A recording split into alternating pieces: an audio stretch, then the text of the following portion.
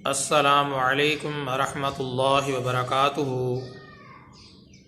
मोहतरम सामईन, आज के टॉपिक में एक शरई मसले की वजाहत करना मकसूद है। वो शरई मसला ये है कि अगर किसी ने वक्त से पहले अपने रोज़े को इफ्तार कर लिया तो आया उस दिन का उसका रोज़ा होगा या नहीं, इस बारे शरई हुक्म क्या है। मोहतरम सामईन, ये बात वाज़ेह रहनी चाहिए, अगर किसी आदमी ने अपने रोज़े को वक्त से पहले इफ्तार कर लिया तो उस दिन का उसका रोज़ा बिल्कुल नहीं होगा, सिर्फ़ उस रोज़े की क़ज़ा करना वाजिब है, कफ़ारा वाजिब नहीं है। बसा औक़ात ऐसा होता है जब भूख की शिद्दत का ग़लबा होता है तो बहुत सारे लोग देहातों में भी शहरों में भी वक्त का इंतज़ार नहीं करते, बस अपनी तरफ से वक्त को घड़ लेते हैं कि अब लगता ऐसे है कि रोज़े का वक्त हो गया होगा, अब तो हमें इफ्तार कर लेना चाहिए। हालांकि हर चीज़ का एक वक्त तो होता है, वक्त से पहले तो वो चीज़ ठीक नहीं होती।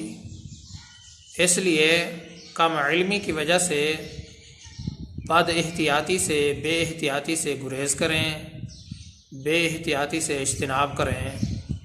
अगर इफ्तार का अभी तक वक्त नहीं हुआ है तो थोड़ा सा इंतज़ार कर लें। अगर आपने सारा दिन इंतज़ार किया है अल्लाह की रज़ा की खातिर तो 5 मिनट 4 मिनट 10 मिनट इसमें क्या हो सकता है, इंसान को कुछ भी नहीं होता।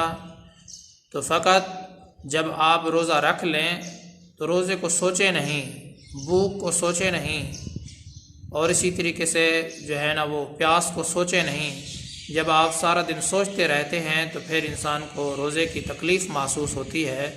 जब आप रोज़े को रख लें, अब ये बात सोचे नहीं कि मेरा रोज़ा है, अब सारे दिन अपने कामों के अंदर अपने मशागिल के अंदर मशगूल रहें।